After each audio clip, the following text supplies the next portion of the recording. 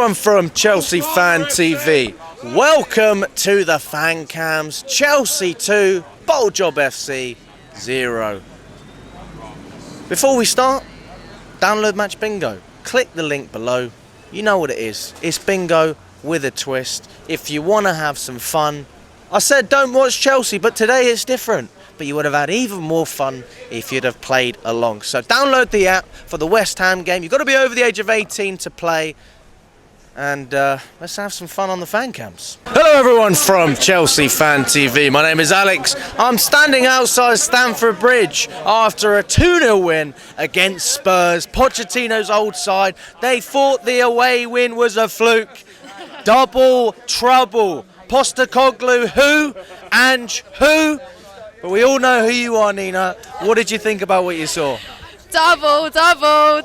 Yeah, well, no men sent off tonight, no red cards, no ruled off goals. 2-0, there you go, clean sheet, 3 points. Say what you want about Chelsea, but there's your London derby for you. Matt said earlier that we beat the champions of October when we played them. But there you have it, 3 points off top 6 now, Alex. Can you believe it? 3 points off, and we are so close. It's in sight, and yeah, I'm really happy. 3 points, clean sheet, built off a great second half against Aston Villa, and I'm thrilled. Everyone put in a shift. We may have started off the second half sloppier, but we defended for our lives. And those who made their debuts tonight, or those who got some game time, I mean, everyone looked good, and everyone fought till the end, and we didn't concede. In typical fashion, we didn't concede, even though they did really put the pressure in those sort of latter stages of the second half. But yeah, we kept it. 3 points. I mean, I am stunned with the result because I wasn't confident going into this game. I'm the ultimate optimist.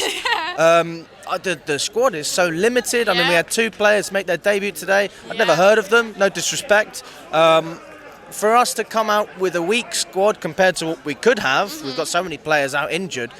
I mean, this is just credit to the team morale, the spirit, and the fact that we're able to pull the result as well. Not just with the fight like Aston Villa and scrape a point, but all 3 points.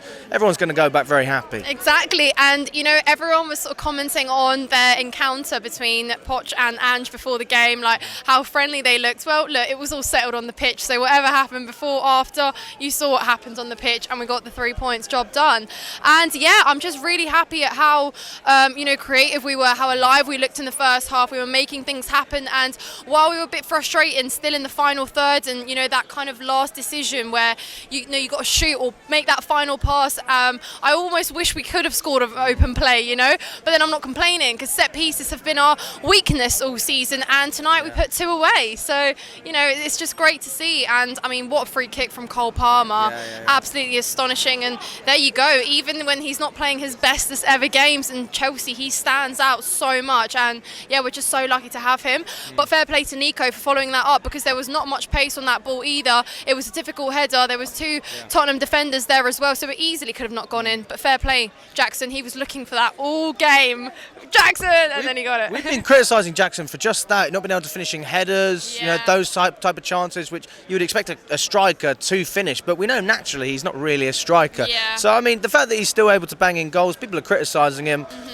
There's a few more games. He could end up on more. Yeah, definitely. I think it's just because it's an area of his game we want him to improve, because he's tall, he's got the height, but sometimes aerially he struggles. And I think Petrovic at times was a bit frustrated as well, because he wanted to play it long. He didn't want to play it out the back every time. But, you know, he sometimes gets pushed off too easily, and he kind of wants a foul. But it's just like, no, Jackson, you need to be stronger, mate, because you do all the hard work. You know, you do that cool turn, you bring the ball from deep, your hold-up play is great, but when it gets that final third, it just needs to be better decision-making. Same goes for Mudryk as well, who did some wonderful things, you know, in the first half. He switched the ball so well. You know, that pass to Madueke that was literally out of nowhere. Madueke nearly finished that chance as well. So those are the little bits that actually get you something. But in terms of the final third, that definitely needs to improve. But tonight, you know, we were just really, really lucky that we did put those chances away, and then we managed to see through the game. And then, of course, can't go without shouting out Trev as well.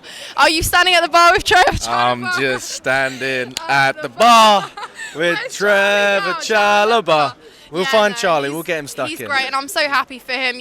Trev was such a massive part of our team. Under Tuchel, especially. Remember, there was a stat when every single game that Trev started, we either hadn't conceded or hadn't lost a game or something like that. And it was quite an extensive run of games, but his impact was there. And while proper Chelsea gets thrown around nowadays, left, right, and centre, he is that. He encompasses it. He's been with us since so young. He's been patient, even when he's been injured or mistreated. He's never sulked about it. He's never been that player that will throw a tantrum. He turns up and he rose to the occasion tonight. His defending was excellent. That header as well, which was from obviously another great cross from a free kick. It was just, it was brilliant. And defending, Alex, like you said, when I looked at the lineup, I was a bit worried because we've chopped and changed our lineups so much, but it's always like we've spent $1 billion and everyone keeps banging on about that, but we don't have consistent lineups because we have so many injuries. And tonight was an example of that. We saw the bench and everyone had the same reaction to it because, again, no offence, brilliant. We've got academy players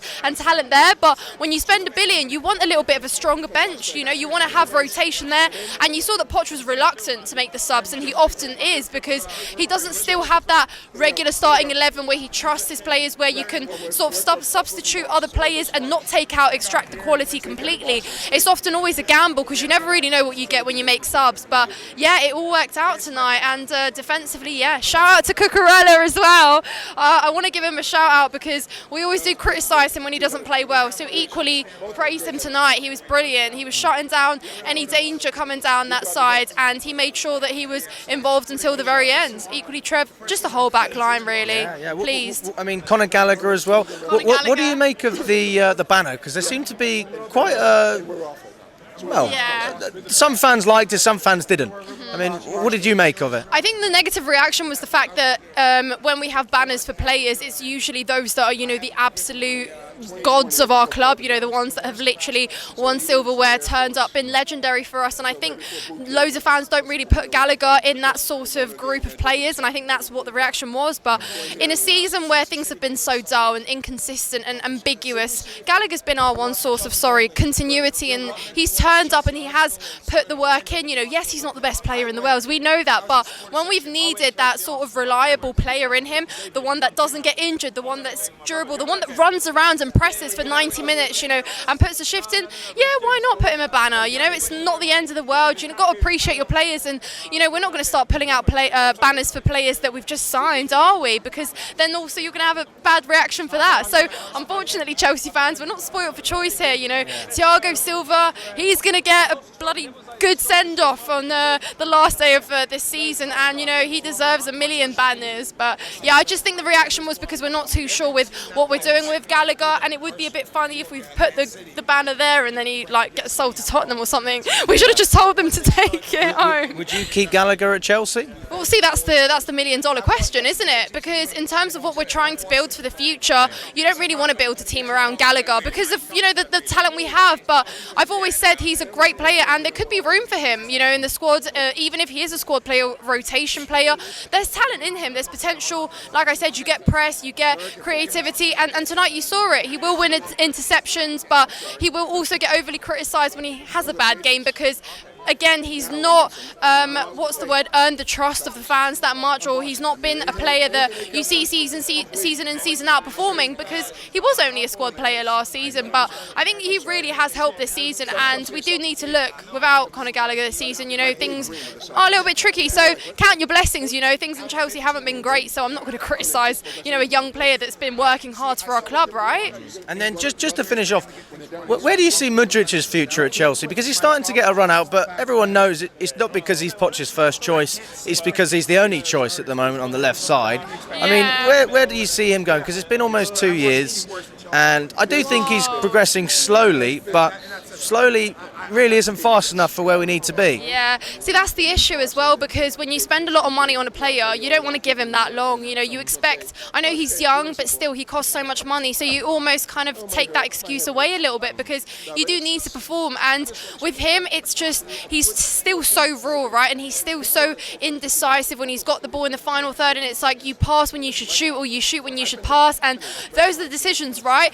But I also look at the manager, and I think, is Pochettino unlocking the best out of him? him, and is he trying to get the best out of him? Because we know he's got a good reputation for working with young players, but I don't think we've seen the best of Mudryk. And while it's great that you can have a good game here and there, next season we're going to need players that are good game in, game out, and there's some consistency. So while it's okay to say, okay, first season you're building, second season, next season, if this continues, then we've got to, have some serious conversations, because we don't need what-if players next season. We need players that prove, perform, score goals, have goal contributions, and unfortunately when you cost that much, you don't get 3-4 seasons to unlock your full potential. No, I mean, we're banking on getting European football this season. Yeah, exactly. Is that going to happen? I think so. Let me not get ahead of myself. But yeah, look, what we've seen recently is fight. We saw it at Wembley twice, but we were just unlucky, or we gave it away, or there was that sort of lack of, just quality at times, isn't it? Because we are such a young team and things are so shambolic. But if we get European football this season after being 12th for the majority of the season, that's still going to be a pretty big thing. Wembley twice, one final, one semi-final, and European football for next year. I don't think that's a terrible season at all. And really, that is the milestone we set. I know it was obviously top 4, and I know it was further than that, but look at us. We are actually pushing. We are fighting for something. And when you look at the teams that are above us, and you look at us, we've performed as well as they have in loads of games. It's just been a case of they've grinded out results when we haven't. So I think we've got a real shot. I hope I'm not wrong, and I hope I'm not surprised negatively by West Ham at the end of this week. But we've got a real chance, and these are the games we absolutely must eat up.